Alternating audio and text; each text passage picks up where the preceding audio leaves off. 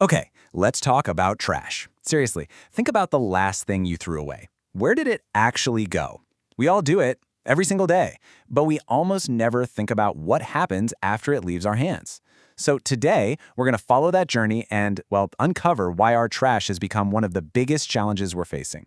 It always starts with something so small, doesn't it? Like a single plastic bag for your lunch. In a split second, its job is done. But for that bag, its journey is really just getting started. So where does all this stuff actually end up?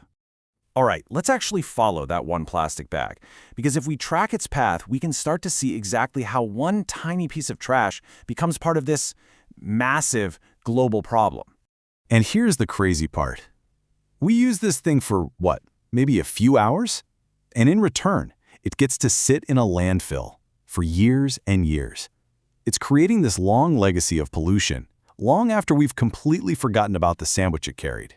But you gotta remember, not all trash is created equal. Take a banana peel, right? It's biodegradable. It goes back to the earth, nourishes the soil. It's all part of a natural cycle. Our plastic bag, though, that's a whole different story. It's non-biodegradable. It just sits there, breaking down into smaller and more problematic little pieces over many, many, many years. And it's not just plastic, not by a long shot. A gigantic part of this trash mountain is something that should be feeding us: food. The sheer amount of food we waste in America, it's absolutely staggering. Just look at that number. 90 billion pounds. That is how much perfectly good, edible food gets thrown out in the United States every single year. It's a number so huge it's almost impossible to wrap your head around. So how do we even begin to picture that? What does 90 billion pounds of food actually look like? Well, here's one way to think about it. Picture the Empire State Building, all that steel and stone. Now imagine its weight multiplied by 123. That is the colossal, mind-boggling weight of the food we toss every single year. Former Agriculture Secretary Tom Vilsack had another way of putting it. He said it's enough food to fill the Sears Tower, now the Willis Tower in Chicago, from bottom to top, 44 times. And look, this isn't just some big, abstract national issue. It is happening in our own homes. The average American family throws away about a quarter, 25% of all the food they buy. I love this quote from Dana Gunders because it just perfectly captures how wild this is. She says it's like walking out of the grocery store with 4 bags of food, dropping one flat on the pavement, and just not even bothering to pick it up. It sounds insane, right? But that's basically what we're all doing. So this level of waste isn't just absurd. It comes with some very real and very serious consequences. Let's dig into the hidden costs and why this really, truly matters to every single one of us. First off, for the environment, it's a disaster. Landfills create air pollution. As all that junk breaks down, nasty chemicals can leak into the soil and get into our groundwater. And when food rots, it lets off methane, which is a super powerful greenhouse gas, way better at trapping heat in our atmosphere than even carbon dioxide.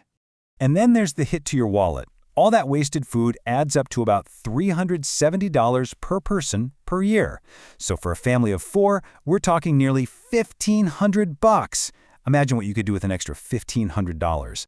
Okay, so that's the problem. It's big, it's expensive, it's damaging our planet. But, and this is a big but, here's the good news. The solutions, they start small, right in our own kitchens. And you have way more power to fix this than you probably think. In fact, a huge chunk of this whole problem boils down to one simple, common misunderstanding that almost all of us have. And there it is, the expiration dates. You know what I'm talking about. We've all been trained to see those little dates stamped on our food and think of them as a hard deadline for when something becomes poison. But here's the secret. That sell-by date, it has almost nothing to do with safety. It is not telling you the food is bad. It's just the manufacturer's best guess for when that product is at its absolute peak quality.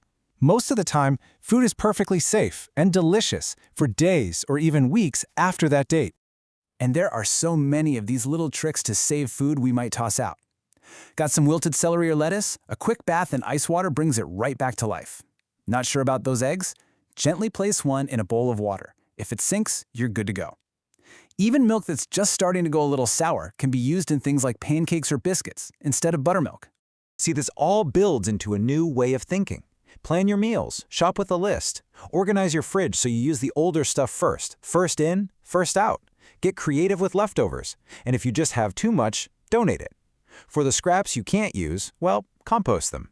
Turn them back into amazing fertilizer for the soil.